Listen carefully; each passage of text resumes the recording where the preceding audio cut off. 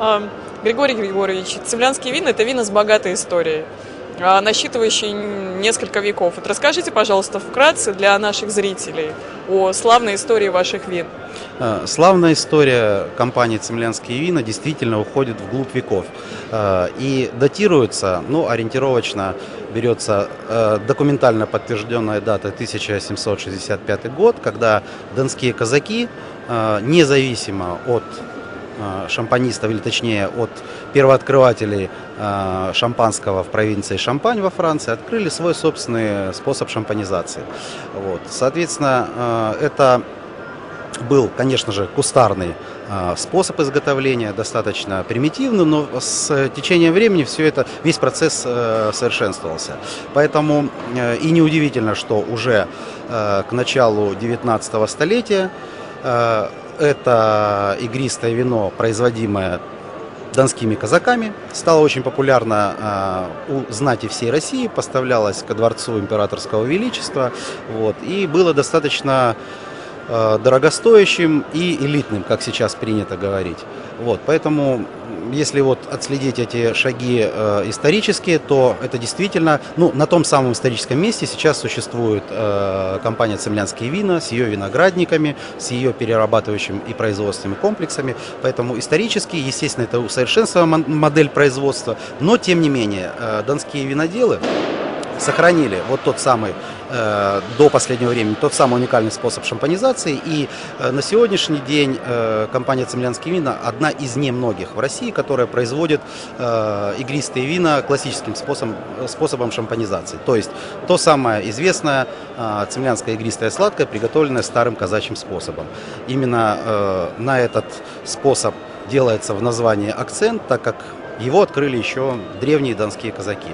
В современном виде компания существует с 1961 года. То есть завод, который он есть в современном виде. Естественно, год от года компания проводит реконструкцию, усовершенствует производственные процессы. Но, тем не менее, продолжая опять-таки славные традиции, наращивает площади возделываемых виноградников. На сегодняшний день эта площадь составляет чуть менее 1000 гектар. И по результатам переработки сезона виноделия 2010 года компания переработала более 4000 тонн винограда. Это было собственное сырье, а также виноград, закупаемый в других хозяйствах.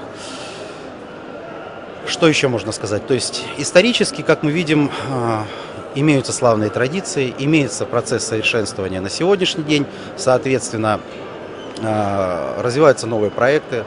Один из традиционно так уж получилось, что на протяжении десятилетий компания была производителем игристых вин, но успешно за последний уже 4-й год развивается проект тихих вин, то есть не игристых.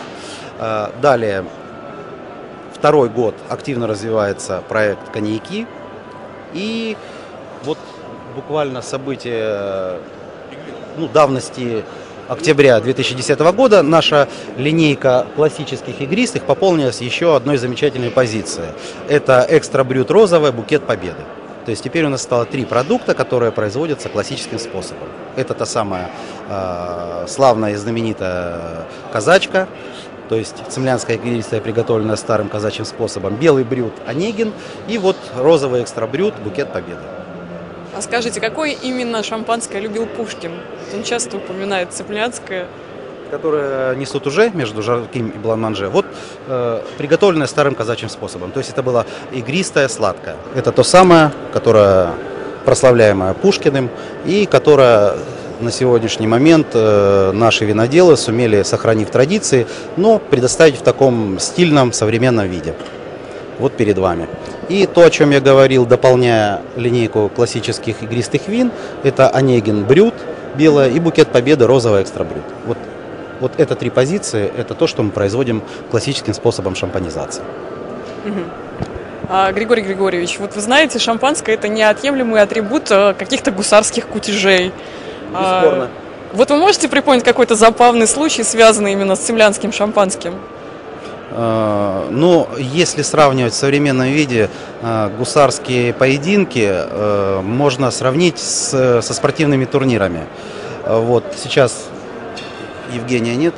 вот разговаривает, он напомнил, просто без всякой рекламы российские хоккеисты, вот недавно была победа над НХЛ, если не ошибаюсь, вот они праздновали свою победу знаменитым Цимлянским.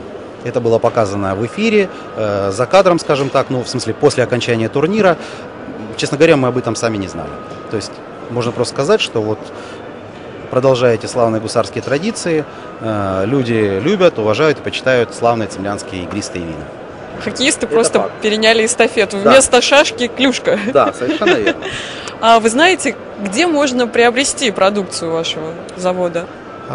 Если говорить о Москве и Московской области, мы на сегодняшний день представлены через наших дистрибьюторов во всех крупных федеральных сетях. Метро, Cash & Carry, Ашан, далее X5 Retail Group, то есть магазины Перекресток. Сейчас ведутся переговоры о поставках именно в сеть Пятерочка.